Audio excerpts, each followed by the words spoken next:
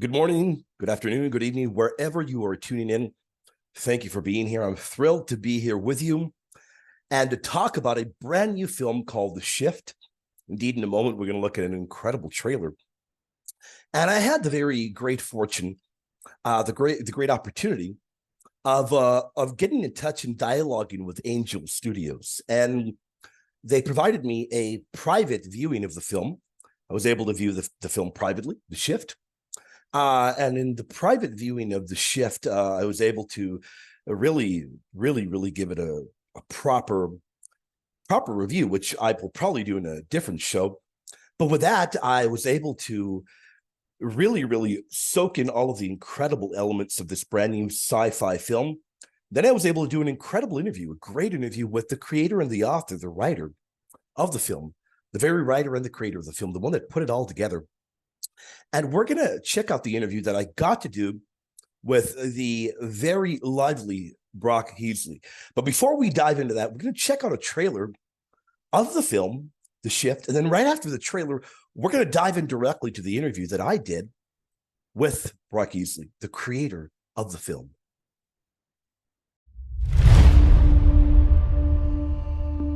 Kevin, Molly, hi. I didn't come over here honestly expecting a date, but I feel like that's where this is going.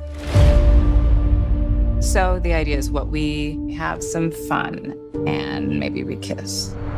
Hopefully. Fifth date, we are really a part of each other's lives. It's a real thing now. There's the bad thing that happens. Wait, hold on. What bad thing?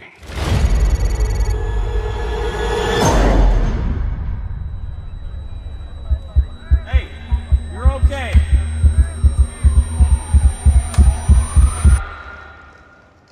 Nice to finally meet you, Kevin. I'm the benefactor. Where's the accident? What happened? There was no accident here. Where did everybody go? They didn't go anywhere. You did. There are countless other realities. Imagine everything you have ever wanted. 1,000 versions of you in 1,000 different worlds, all working for me. Where's my wife? I shifted her. I can't do this all by myself.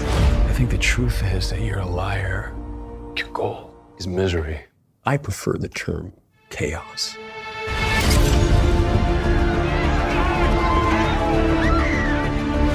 I've seen a bunch of people like us out there looking for a little hope. You're still trying to find that wife of yours. You're clinging, scraps of rumors. I'll find my mom. I don't think the benefactor's gonna shift you back to your wife because you asked nice. I won't ask nicely. I will find a way.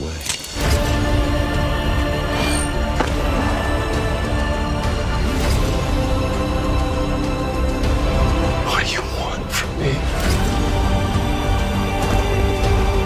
Work for me and get back with the woman that you love.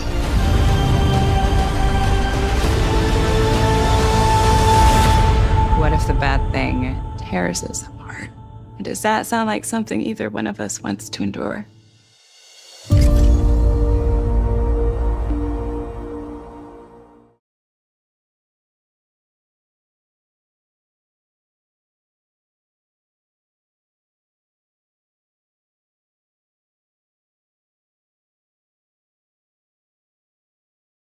Do it.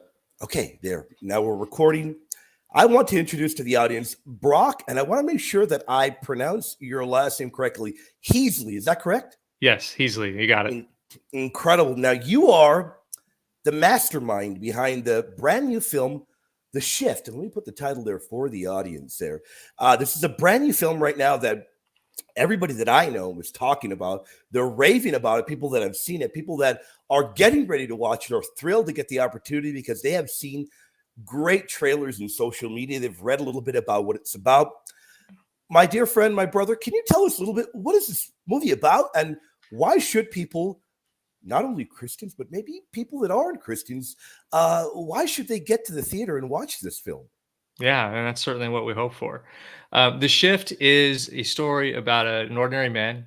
He's having struggles in his marriage, struggles with his job, struggles besides that, and he has an encounter with a mysterious stranger with otherworldly powers who calls himself the benefactor. And the benefactor is there to offer him a job that comes with riches and fame and pretty much anything that he would want. And as a result of that encounter, it doesn't go so well. Um, and as a result of that encounter, Kevin, our lead guy, he ends up banished to a dark, tyrannical parallel Earth, where he is then fighting to get back to his world and to the woman that he loves, to his wife. And based on that description, you're thinking, "Oh, that doesn't sound like a film that deals with faith at all." And uh, the fact of the matter is that we're doing something new here. Audiences, this if there's one case I can make for why would you go see this film, is that audiences this year, they have told us loud and clear, we want original stories. Franchises, sequels, these are the things that have not performed as well this year. And I think also just faith audiences, I think they're crying out for something a little bit different. So this is a science fiction film. It's a science fiction thriller. It's also a romance, and it also is not shying away from the question of God. And is God there? Why does he allow suffering if he is?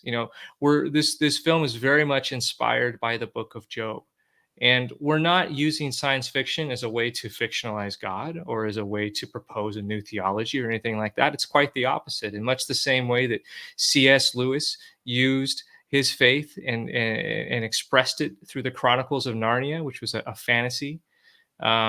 We're just using science fiction, which is so great for communicating ideas and so great for communicating truths in a different way. You think about Star Trek, you think about the way that Star Trek often will tackle the social issues of the day in this futuristic spaceship setting. But we're just using science fiction to express some really interesting ideas about God and about this world that we live in and why things are so difficult, and the fact that there is an adversary, there is somebody against us. And we're just coming at it from a different angle in a way that we can hope can invite not only believers but non-believers alike. Now, Brock, you brought up a really, really good point there. You brought up the point that we very clearly can tell right now at the theater that there is kind of like a superhero movie fatigue. And without a doubt, there really is. I have had friends of mine who are religious and non-believers that have told me, look, I watch the trailers of The Shift and it calls my attention. I want to go watch that movie. Whereas watching another movie, another rendition of another superhero film, I'm really not up for it. I've seen about 100 of them already. And I can get on board with that totally, and I think for the audience, I really recommend this film, not only for believers, but for my audience that maybe you're on the fence about believing, or and maybe people that are just flat out non-believers. I highly recommend the film. Very, very well done. Now, in a moment, we'll get into that. I really enjoyed how the title of The Benefactor, we'll talk about that in a moment. But, before we delve into that, can you maybe tell us a little bit about yourself? What is it that you do, and what inspired you to make this kind of film? Was there a kind of inspiration that made you say, you know what, I want to do The Shift? Can you maybe talk about that a little bit? Yeah, so I actually got into the film industry about 9 years ago, and prior to that, I was a graphic designer, and I got kicked into the film industry because I lost my job, and I didn't have very much success getting a new job. And so that was kind of my Job moment that I entered, where I actually had years of unemployment, far longer than I thought I could possibly bear, or that my family could bear. I have three girls. It was a time that, looking back now, I don't see how in the world we kept our house and kept out of tremendous amounts of debt. I really don't know how that happened, except for the fact that there was some providence involved. It's really the only explanation. But as I thought about, look, I love science fiction. I always have, and that my faith has always been very important to me. So putting those together always made sense. But the other part of this is, where did this story come from? And while job loss is a Job moment, I've had others in my life, and I started thinking more and more about those. And if I can share a brief story with you. Definitely. um, my father was shot in an armed robbery when I was 12 years old. He was shot 13 times, and he lived. And when you're 12, this is like the coolest thing that can ever happen to you, right? This is Yeah. pretty awesome. Um, And I come to find out later, of course, that usually when people get shot 13 times, they don't live. So my dad was, he was a superhero to me. Yeah. But then 8 years later, the exact same thing happened again. He was the victim of a second armed robbery, and this time he died. Now, in those 8 years, I did a lot of growing up. Yeah. I became a young man, and so I very much understood more the gravity of the situation and what had happened to my father. And obviously, I mean, he died. He was taken from me. It was one Yeah. of the darkest nights of my life. It really was, as it is for anyone who loses someone they love.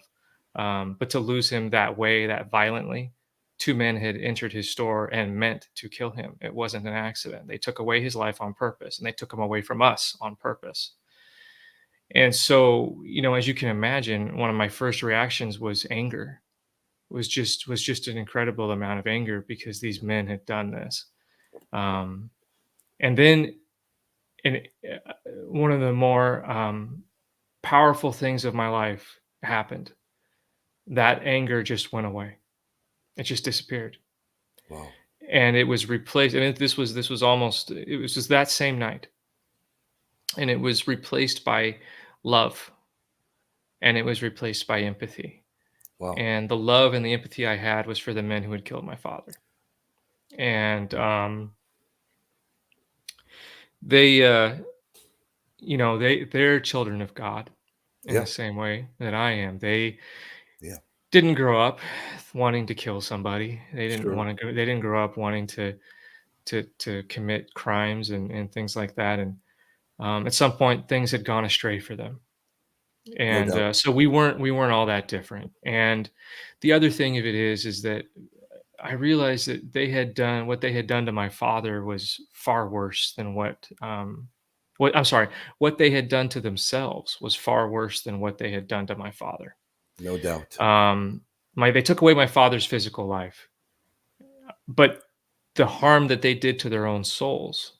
When we commit sin, we impact our souls, and we distance ourselves from our Father in heaven. And that, whether they realized it that night, and they probably didn't, or later, and maybe they still haven't, but whether in this life or the next, I have an understanding of sin, and that there will come a reckoning, there will come an understanding of what they have done. um, and that is a pain that I can barely imagine. I've sinned, I've done things, and I've felt terrible. I've never done something that bad. Yeah. And so I just had this incredible amount of empathy for these guys, and I forgave them. I forgave them that night, and I have never, ever since that night once felt any anger towards them again. Never. Yeah. Um, so so I look at that, and this was almost 3 decades ago that this happened. Um, I look at that, and my goodness, what a light entered my life that night. I felt like I got a peek, a small glimpse into the love that our Savior must have for us to do what He did, who all of us are so unworthy of what He did, um, and His sacrifice. And so here is one of the darkest events of my life, and it was one of the brightest events of my life as well, because I was able to receive this light that has remained with me ever since. And so, how can we not look at our suffering? How can we not look at the dark times that we have and not say it has a purpose? I can't. I can't deny that I am a happier, emotionally healthier, and more empathetic person, and a more loving person than I would have been without this experience. It changed me. And if we can dive in a little bit with God, if we can stay true to Him, hold on to the faith that we have in Him through these dark times or even in the middle of them, the promise is that despite our circumstance, there is a greater happiness that's available to us. It is. It's available to us. We can only do it through Him, but it can happen. And that's a hard thing for the world to understand, but it's something that I very much tried to communicate with the shift. The shift, I think, and you've seen it, and you can hopefully back Yep. me up on this. It's very much Definitely. about that no matter our circumstance, the light of God is available to us, and if we look for it, we will find it. It can be a weight. It can be. I mean, patience and faith. I've come to think of them as almost synonymous. That's really what God is asking for. He's asking us to wait, um, but it will happen. and it's about staying true to that. So that's, to me, more than anything, is where the shift is coming from. And now nothing in the shift is like my story, but but the heart of what I just shared is very much in the film. Without a doubt, I agree. The heart of it is definitely present there. Now, very briefly for the audience, the audience knows very well that here in my channel, uh, I deal a lot with theology. And by the way, great point that you brought up there, that there is reckoning for sins, especially as we realize that is the one thing that we share. Every Christ believing religion realizes and understands that grave sins, there are reckoning for them. That is definitely correct. You bring up a great point there. The other point I wanted to make is here in my channel, I very much delve into theological issues. I do a lot of apologetics work as well. Hmm. And the one thing that I have always noted is that the apologetics material and the outreach when it comes to the problem of suffering and evil has always been an area where I realize people legitimately need to understand, as you said, that the light of God is available to all of us, because there are people out there legitimately confused or not understanding why do we undergo suffering. And I've had dialogues, I've had debates with atheists that were at one time believers, and just you can feel, and I say this and I know that they realize because I tell them to their face, they're friends of mine, Mhm. you realize they're undergoing a kind of suffering because of something that has occurred in the past that they've Right. been unable to overcome. The message from this film, and I don't want to reveal too much because I tell you one thing, a lot of my friends have not seen it, so I'm not going to reveal too much, but you really do deal with that the heart of that particular issue does come out here in the film. By the way, you've got a number of great heavy hitting top notch actors. One of my favorite, I want to Yeah. make sure that I get his name correct, Neil McDonough.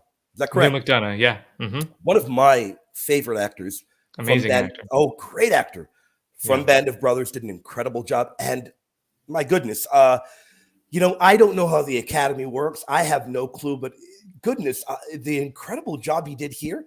I don't know how he could not be nominated for some kind of an award. You'd have, I think we're both a little biased, but you'd have to admit his performance was mind blowing, wasn't it? Oh, totally. Look, I think that Neil's performance as the benefactor in this movie is the best performance he's ever given, and I'm definitely biased.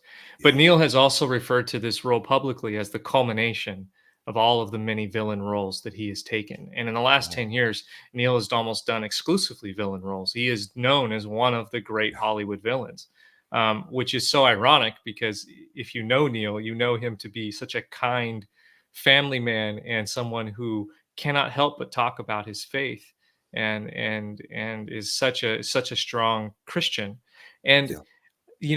and a strong Catholic. And Yep. the thing is that's why he rejected this role at first, and it's Wow. also why he accepted it, because his wife came to him and said, "Look, no one's better at playing a bad guy than you, and yet you walk with God and you know God in a way that other Hollywood villains don't. Yeah. Anybody else plays this part, they're going to get it wrong because it's written in a specific way and they're not going to get it." And Neil got it. Neil got exactly what I was going for, because the benefactor, and I'll reveal this because it's in the first 20 minutes of the Yeah. film. The benefactor is the devil. It's our name for the devil in the film. Yeah. And so this was Neil deciding to play the ultimate, literally the ultimate bad guy. And but we're approaching that role and that character, if you will, in a very different way. And Neil recognized that, and I don't want to give away too much, but just I think it's fair to say that we approach the devil as the benefactor in a way that you've never seen before. It's very very different, and Neil, and I think theologically what we're communicating, if I can be so bold, with the benefactor is a little bit more on point than how Yeah. I've seen the devil represented in media. Usually, the devil in media is kind of cool, and there's something definitely cool about Neil McDonough. You can't make him not cool, but Right. but there's almost this admiration for the devil in a lot of other depictions of him in fiction, Yeah. and I think what we are doing is not quite that. It's very different. No, there's even TV shows dedicated to the devil. Shockingly, Yeah. really, really. No, this film definitely does not.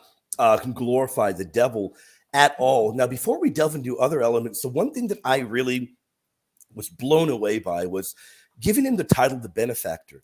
Now, Hmm. immediately, in my biblical kind of geek kind of world, I immediately pull up my Bible and I go to multiple passages of the Bible, and then I look at the Greek. And I did it this morning. I did it a few days ago, and I'm blown away how there are a number of passages in the Old Testament where that particular the Greek word for benefactor is used over and over for evil figures, for devil like kind of figures. Now, did you get your inspiration from the Bible for that title? Was that directly from the Bible, or did you kind of just, I'm wondering because it fits in perfectly with the biblical imagery of evil, dark forces from the Bible. No, I'm not that much of a Bible scholar, that I would even know that about the Greek and the different languages. So Wow. that's incredible. I had no idea. No, Yeah. yeah, Yeah, and that's I'll share amazing. that with you. I'll after the show, I'll go ahead and I'll compile the references. I'm looking at the Greek right now. Yeah, I'd love to see it. I'm going to compile them and I'll get them to you. I thought that you had. I mean, it fits perfectly. So for the audience, there's a little great connection there. But you had to have realized that the titles perfectly fits the character. And man, the one thing that look for the audience, if you think that the clips, because people have told me you've seen clips on TikTok, on YouTube, Yeah. if you think the performance there is mind blowing, wait till you see the rest of the film. There's a lot Oh yeah, that we've is saved all not the best shown. stuff for the movie, for Oh sure. yeah, all of it. And I've got to be very honest. The performance of Neil gave me chills. It really you realize this is a malevolent, evil kind of figure. Yeah. Really, really does knock it out of the park. But another great thing about the film, in my opinion, has got great effects, very well done. Did you kind of realize? Look, we're living in an era where theaters are dominated by superhero films and what have you. Did you kind of want to make a sci-fi film where you pretty much laid everything down there because the special effects are very well done? It looks great. The film looks great. I imagine a lot of I know nothing about technology or special effects, Mhm. but I imagine a lot of heavy lifting, so to speak, went into that.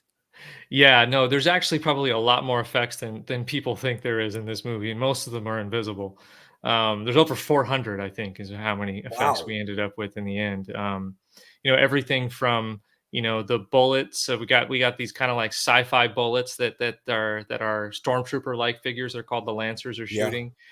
To everything. There's several points in the film where characters are watching, for lack of a better term, movies on a screen, Yeah. and none of that stuff was there on the day. They were looking at a total blank wall, and so we Wow. had to add all that stuff later. And there's a lot of it, so even things like that end up becoming effect shots. So no, I take it as a huge compliment that you felt like the effects were good, because we were Oh certainly yeah. not working with a Marvel budget. Our entire Right. budget was probably a Marvel catering budget. So Yep. and look, it's I don't want to give people the wrong impression. If you're coming into this movie thinking you're going to see giant, Marvel Studios special effects, that is not this movie. This movie Right. is a grounded sci-fi. So while it does have many effects shots, most of them are invisible. It's even stuff like adding buildings and putting dirt on buildings Yeah. digitally in a way that you would never notice. Just to make the world bigger and to make it feel a little grungier. We did a lot of that. But look, the power of science fiction, it's never really been in the special effects. Especially anybody these days, anything you can imagine, you can put on screen, and I think audiences, to an extent, are kind of tired of that. They're just not as wowed as they used to be. I remember sitting and watching Jurassic Park for the first time and seeing those dinosaurs walk across the screen and not even barely comprehending what I was looking at. Now a Jurassic movie comes out and we're like, okay, dinosaurs, cool. Like we enjoy it, but it doesn't Yeah. have that wow factor anymore. So you gotta wow people a different way. And I think what is really, at least my impression, based on what I'm hearing from people now that the movie's been out about a week, they're being wowed by the emotional reaction that they're having, and they're Yeah. being wowed by the ideas. This is not a movie that is shallow. We're not wading in the shallow end of the pool with this thing. We've gone into the deep end. And for those that really want to go into a movie and have a great time and be entertained, we've got that movie for you.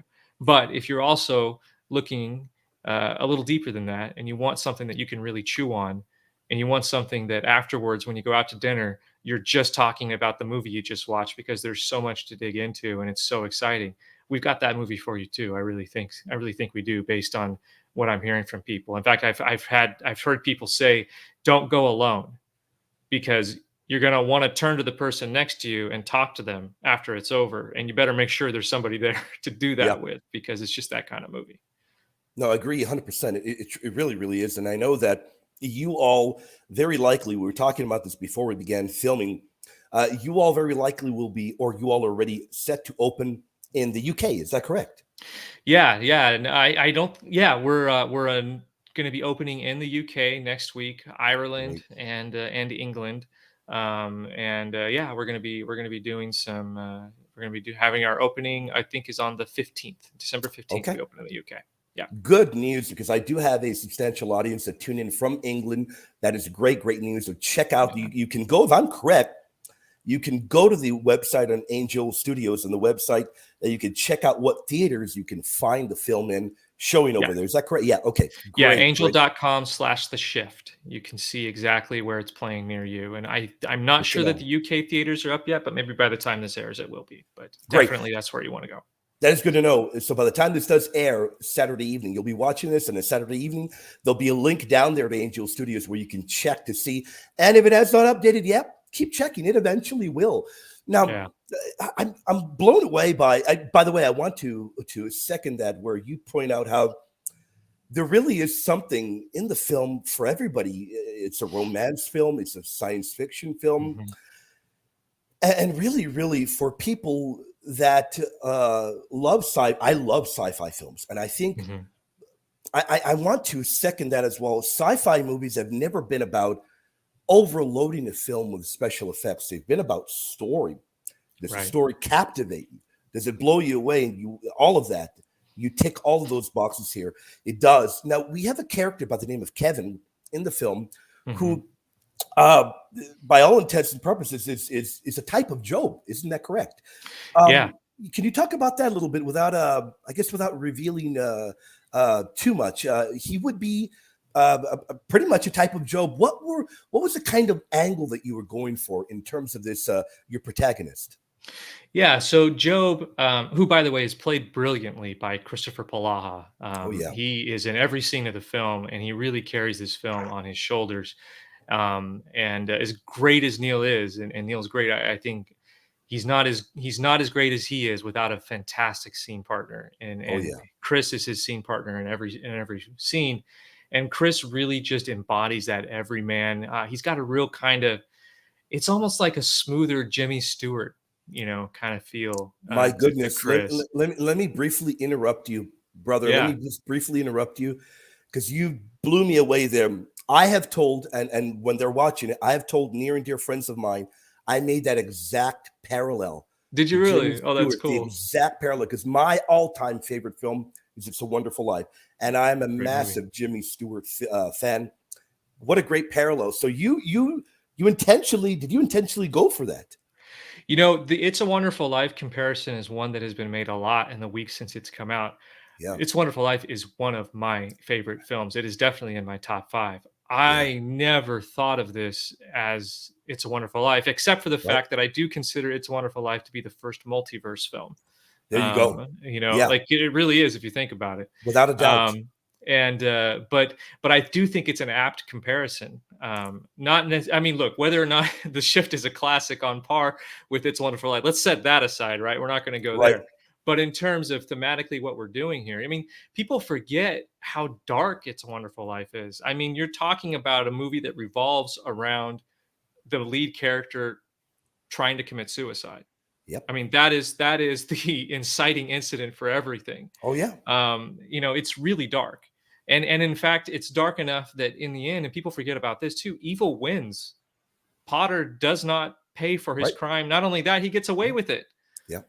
You know, and obviously, you know, in George Bailey, Jimmy Stewart, he's saved from the consequences of that. Sure. But Potter does not get his comeuppance, and Yeah. especially for a movie in 1946, that was revolutionary. Oh yeah. Um, and so, but here's where I think the shift and the It's a Wonderful Life crossover. I do think that there is a reality to It's a Wonderful Life. Like, it feels true, even though it's this crazy story. They grounded it in the reality of, hey, you know what? Sometimes evil does get away with it, and hey, you know what? Sometimes people who are really good, they get really depressed and they want to kill themselves. Yeah. And I sounded kind of flippant. I didn't mean that to, No, no, but no. because it's very serious. Very.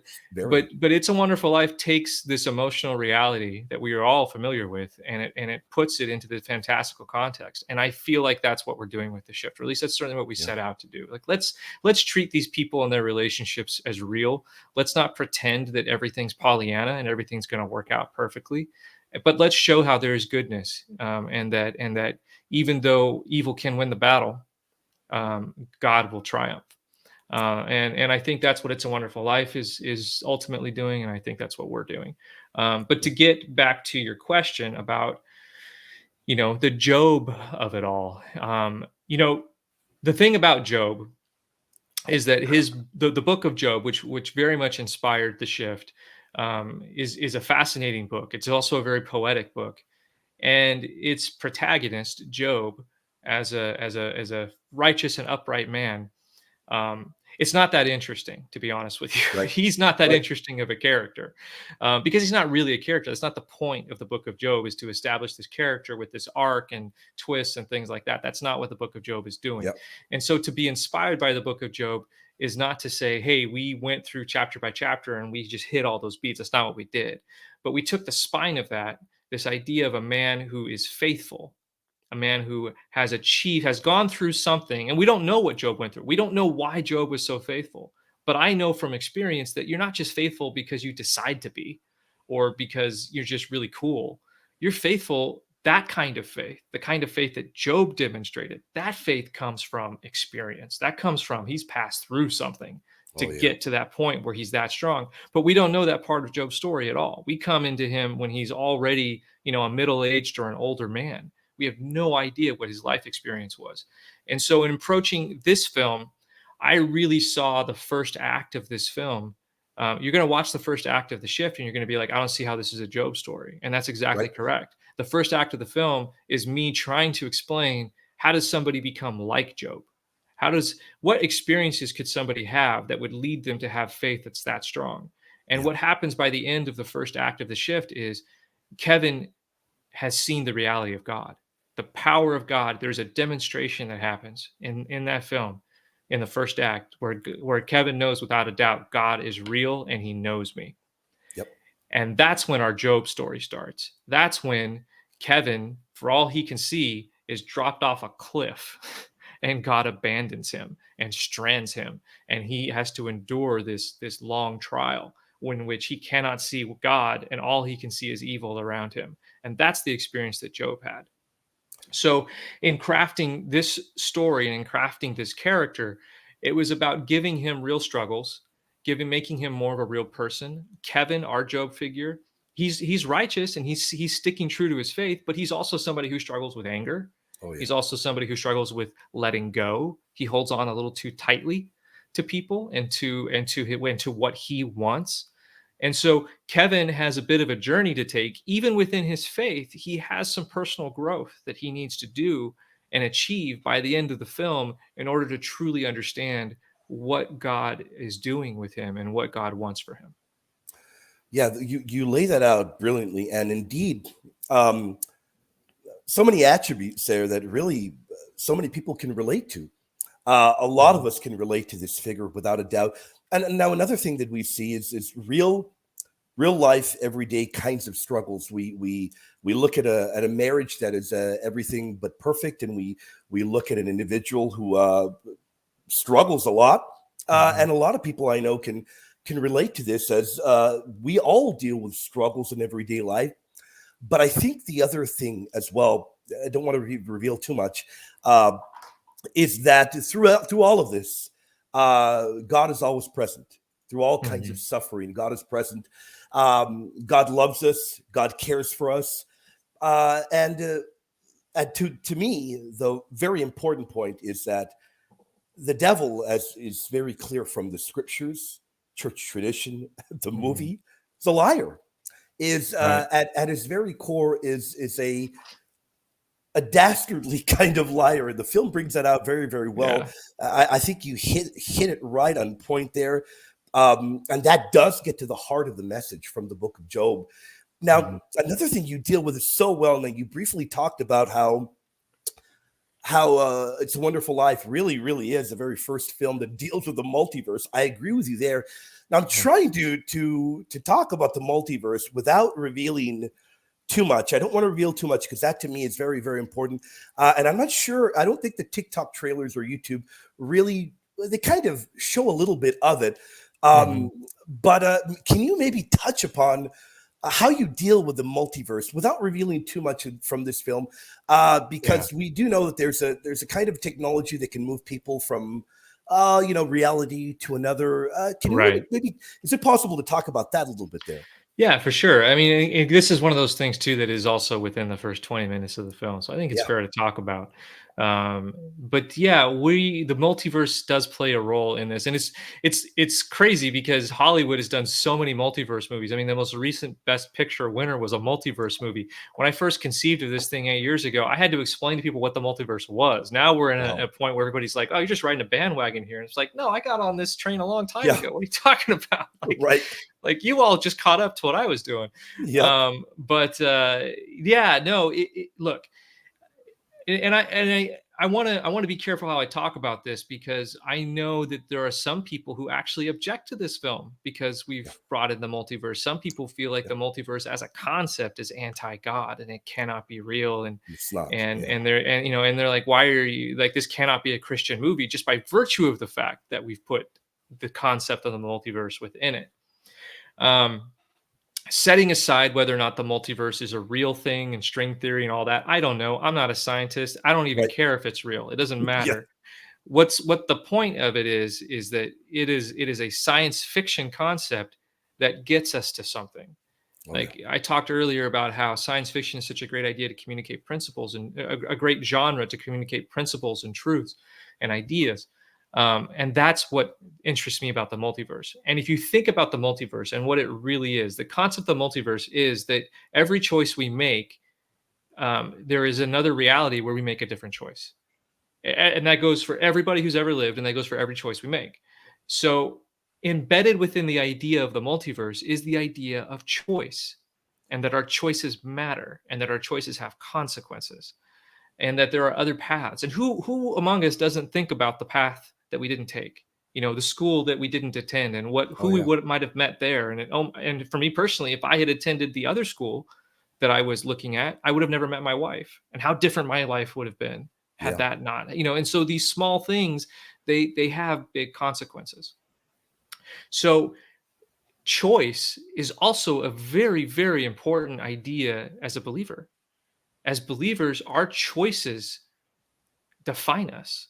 We are given a choice, and that's something that the devil can never take away from us. He has to respect our choices. Choice is what it's all about. We have to choose God. He doesn't force that upon us, Yep. nor can the devil prevent us from choosing it.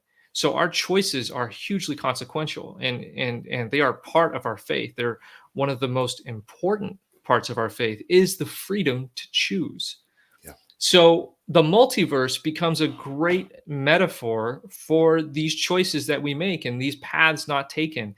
And in the film, we actually do see another version of Kevin. At one point, we get to see actually many, many different versions of Kevin, and we get to see what he could be like if he were to make a different choice and take a different path.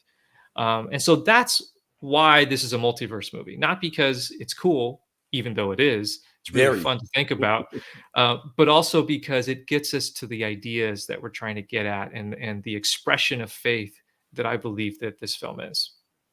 Great point there. And you're definitely right. We all have the ability to choose. And I think the film really does hammer that point forth. And as far as the multiverse, look, there is nothing that anybody who is a believer can gather that would be against the Christian faith after you finish watching this movie. Let me be very clear.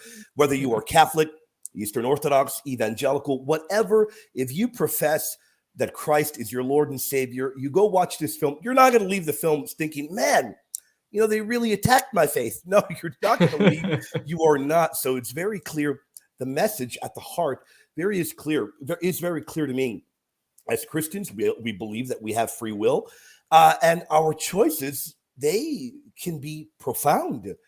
You're very right. I can stop and think, well, hey, had I not gone to that particular church event in this particular time, I would have never met my wife. And maybe I would have never ended up doing what I do now, because I gained a great inspiration from after having met her. So there's a lot of things that you stop and look. I've thought about it before, even before watching this film. I'm sure you've thought about it as well, brother. And I think anybody has probably thought of these things before. But I think the movie, by the way, I wasn't going to say it, but you said it. But I guess you kind of you can extrapolate it from the trailers, the different versions of Kevin that you do get to see. Yeah. Truly, in my opinion, wow, you did an incredible job there. What was there kind of inspiration there? Was the inspiration kind of thinking, in my life, in my everyday kind of path, what could have been, what, would have been had I done this or had I done that? Was that kind of the inspiration for that? Yeah, I mean, I definitely. I mean, I've thought a lot about what could have been. I think we all do. Yeah, in a healthy way. In a healthy way, absolutely, absolutely. And when I look at who I am today, I'm in my mid 40s. I've lived a little bit of life, and I think about the different things that I've done and the regrets that I have, and I think about would I necessarily change anything? I think that's a question we always ask ourselves: is there anything I'd go back and do differently? And I think the answer that most of us round up on is that we'd be afraid to do anything differently, because the way things turned out, we can see the benefits of those things. Yeah. And so, Kevin, he does get a glimpse into what he is like in other realities. And the thing about Kevin is that he sees in every single reality, he sees a bad person. Yeah. There's not a single good version of him out there that he gets a glimpse of. And that's very difficult for him, because part of this movie too is the benefactor is telling him over and over again, in one way or another, "Hey man, you're not a good person." Yeah. He tells him that over and over and over again. "You're not a good person. You're gonna choose me. Just let go." He's telling him that constantly. And when I was writing the benefactor, I was writing this version of the devil. I really one of my guiding lights was that voice in our heads that tells us that we're no good. Yeah. That voice in our heads that tells us, "Why are you trying so hard?" Yeah. I think anybody who is dealing with depression in particular, I think is going to find something in this movie that is going to give them comfort. We are giving voice to that inner voice that is so destructive. But because of whose mouth it's coming out of, we know that it's all lies. Yeah. I like to say that with this movie, we're telling the truth with lies. That's what we're doing. And it may not make a lot of sense until you see the movie. But I think when you see the movie, I think that does make sense, because these things that we think, this idea that we're no good, it's a false idea. Yep. And in this movie, I think we show that because of who is saying it. But so that was kind of the inspiration for me for, what does Kevin see? Who is Kevin in these other realities? Because the more I think about it, the more I feel like every other version of me is a worse one, because we're the sum of our experiences and our decisions. We are. And I haven't always made good ones, but I like where I'm at. I like who I am. I like who I love. Yeah. And I wouldn't want to change things. Not at all. And I think you bring up a great point there. Look, there's a lot of people, in my opinion, I think they're going to be able to have a very strong connection to this character, a very, very strong one. And I think that the message at the heart of it really is that you are worthy, you are valuable, you do have worth. The Bible very clearly tells us, look, if you believe in the Lord, if you believe in Christ, everybody does believe the book of Genesis, where it does tell us that we're all created in the image and likeness of good, of God, well, of good too. Yeah, definitely. God is the author of good. We're all created in the image and likeness of God. We have value, we have worth. And the devil wants us to believe otherwise. Very clearly does. The devil is the father, the author of lies. That is at the heart of the message here. Um, a few other questions I'd like to ask you. You got a great dynamic cast here, and we've only mentioned a few of them. There are some Yeah. other incredible actors as well, an amazing actress as well. Can you maybe? I've heard a rumor. You tell me if it's true. I heard a rumor. I was told by somebody. I forget who it was. Said that you immediately, once you were done writing the film, you knew who you wanted to be cast for the roles. Is that true, or did you kind of have to undergo a casting process where you kind of thought of, okay, well, what actor can I choose to really bring this particular character to life? How did that go down? Yeah, I don't know where you heard that rumor. That doesn't quite ring It isn't true with quite my true then. Okay. experience. No, Okay. Somebody no. quoted an article. They probably got it wrong. Okay. Yeah, it sounds like they might have gotten that wrong. Yeah. No, but look, yeah, it was definitely a process to figure out, exactly what in the world are we, yeah, who can play these parts. And there were people that I thought of that were not right. And in the end, we absolutely ended up on the right people. I will say that with Molly. There were a couple with Molly, Elizabeth Tabish, who plays Molly, our lead female role. She was definitely somebody. I think she was my first pick, and Okay. so it was great to get her. She of course plays Mary Magdalene on The Chosen, and Yep. she's doing a very different role in The Shift. With so much, all the nuance and everything she brings to that show, she brought into this contemporary character where she gets to speak in her own Yeah. accent, and she's wonderful in the film. But it was definitely a journey to find the right people. And looking at it now, I can't imagine anybody different. I think I'll stack up our cast against any other acclaimed cast out there. I think everybody just did a tremendous job. It's a movie filled with just absolutely dynamite performances, and I think several of our actors are doing career best work. I Oh really yeah. think they are. Oh yeah. No, there is no doubt about that. Um, you've got the incredible Sean Astin as well. An amazing actor, an incredible figure. Um, if there was one, and I always like to ask this question. If Mhm. there is, or maybe multiple things, if there is one thing or multiple things that at the heart of this film that you hope that audiences will take away from watching this film, is there anything in particular that you say, okay, well, this in Yeah. particular, or multiple things? Are there, what would you hope that audiences take away from the shift, either emotionally or intellectually? Well, I think as we have seen people's reactions, I think they have everybody's taking away something different. And I love that about the film. I love that when people talk about what their main takeaway is, you almost never hear the same thing twice. My favorite films are like that.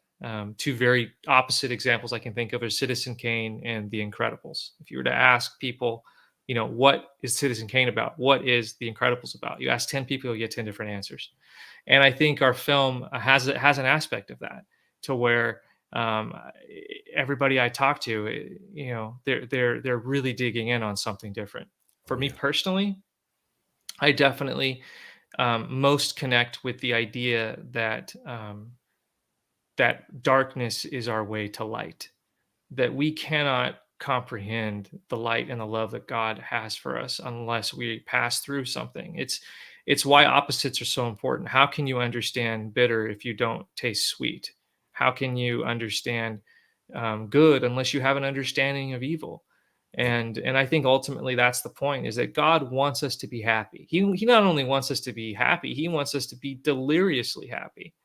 Yep. But you know, a world in which there is no evil, to me, is a world in which there is no happiness. How can I possibly appreciate it if I don't have the opposite as an example? And I think that's part of the reason we're passing through this life, is so that when we do get to the other side and we get to that eternal reward, we have an appreciation for it. Yep. I went 7 years without air conditioning and with a swamp Wow. cooler. Let me tell you, every time I kick on the air conditioner every summer, I say a little thank you prayer in my heart because I Yeah. remember what it was like to not have it. And I will Wow. always say that thank you prayer because I will never forget when I didn't have air conditioning. And that's just a silly example. Um, so to me, that's the big thing. But again, I've talked to so many people who they don't even see that at all, but they see something completely different. They find comfort in their depression, or Yeah. they their testimony of prayer has been strengthened. I think there's just so many different ways of looking at this film. Yeah, no doubt. Wow, incredible point there. Now, I really want to emphasize for the audience that living in Texas, being without air conditioning would be very, very difficult. So I completely understand the really appreciating things that maybe we take for granted. You know, we kind of take these things for granted every day. I recently, one thing, one parallel, it not even remotely exact, but a few months back, I got hit with COVID, probably the second Mm, time. In terms of COVID causing any major issues to me, thank the good Lord it didn't. Physically, mhm. body wise, I felt fine. But what did happen to me is post COVID, I got hit by such extreme allergies that I lost 100% of my hearing on my left ear for a month and a half. And then Wow. on my right ear, I had maybe about 40% hearing. It was a dark period for about a month and a half, close to 2 months. Thank the good Lord, I've got all my hearing back now. But I Man. thank the good Lord every day that I wake up now, every day, because I had never gone through something like that ever before. To where I went to multiple doctors, they said, "Hey, your ear's not dirty. We can't clean your ear out. It's a matter of you. You just got to wait. It's extreme congestion. Sometimes happens to Mhm. people post COVID." But little things like that, which are major things, you thank the good Lord when at times you take certain things for granted. Every day I wake up and I can hear perfectly well now. In order to be able to do my job, which I go around speaking, teaching, I need to be able to hear. So it was quite Mhm. difficult for me. But the point that I mentioned that is that uh, be grateful for things in your life. Everybody should be grateful. Everybody should be grateful to the Lord, even though we all, and nobody, there's no exception, we all undergo trials and tribulations. There really Mhm. is no doubt about that. If people think they see somebody over there with a nice fancy car or a nice fancy house, and they think, man, they got it perfect. They never undergo any struggles. I can guarantee you everybody is undergoing their trials and tribulations. It is how you react to it that really will show what kind of a person you are. And I think this film, that is an incredible message that people need to get from this film. I was blown away not only by that message, but the fact that I am a sci-fi film junkie nerd. I loved it. I love this film, brother. It's incredible. I can't recommend it Thank you. enough. I'm going to provide multiple links down below. Now, before we wrap it up, I do want to ask you, because I know the audience, by the time they're watching this, will be furious if I don't ask you, are Mhm. there any upcoming projects or ideas that you're working with it that you can maybe share with the audience? Any other films, maybe, or anything on the docket? Anything you can maybe share with us, brother? Yeah, I look, I want to keep doing this. I feel like I've finally found the thing that I'm decent at and that I love. More than decent. And thank you for that. So yeah, I've already got another script that I'm ready to go on. It is a sci-fi. It does have an element of faith.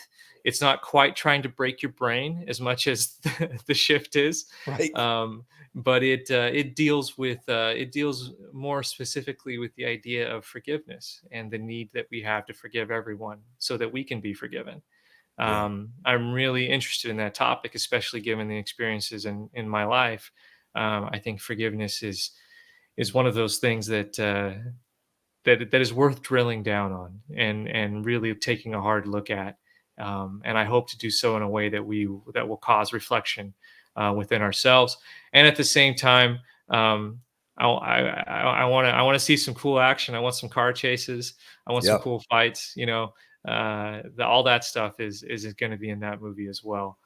So hopefully I get a chance to do it, but it's all written and ready to go. We will all be praying for that. Is there any particular web page, anything that you want to direct the audience to where they can go and they can check out stuff that you've done? anything that you want to put in a plug for at the moment right now, brother? The floor is yours. Anywhere you want to direct the audience to. By the time the show airs, whatever you plug, there'll be a link right down below. Yeah, well, if you're interested in more to know more about the story about my dad that I told earlier, I did write a memoir called "The Other Side of Fear," Wow. a true coming of age story of a murder, forgiveness, and the peace that only faith can bring. You can find that on Amazon. That's available right now. There's also an audiobook version if that's more your speed. But yeah, just look up Brock Heasley, "The Other Side of Fear." Look that up on Amazon. It'll come right up. Um, and yeah, if anybody's a comic nerd like I am, I've also got a graphic novel out there called Super Fogies, which is about old superheroes and a Wow. nursing home and old supervillains living together in a nursing home. Which it's pretty ridiculous, but it turns epic pretty quick. And then yeah, if you want to check out The Shift, it's in theaters right now, opening in the UK next week. Go to angel.com/the shift, and you can find out where it's playing near you. Brock, one final question for people that maybe say, look, Brock, I don't have the time. I work a lot. I just don't have the time to get to the theater. I want to support you.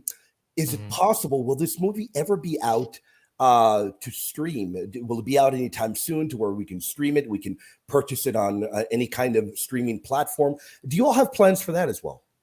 Yeah, so once the theatrical run is wrapped up, we will be releasing the movie on DVD and Blu-ray, and it will also be available on the Angel Studios app, and hopefully some more places as well. Our goal is to get the film out there as much as we can, but we don't have any street dates for any of that yet. We're seeing how the theatrical plays out, and hopefully we have a good long run through the holidays.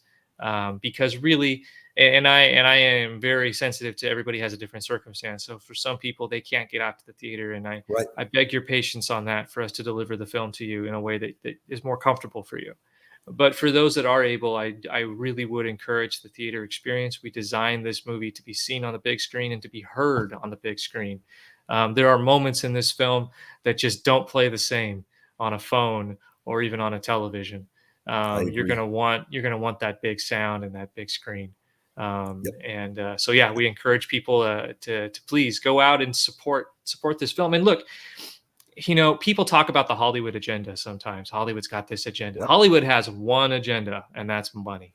Oh, yeah. And a film like this, if it does well, that tells Hollywood, hey, you know what? These are the kinds of films you should be making. Yep. And so look, we vote with our dollars, we vote with our feet.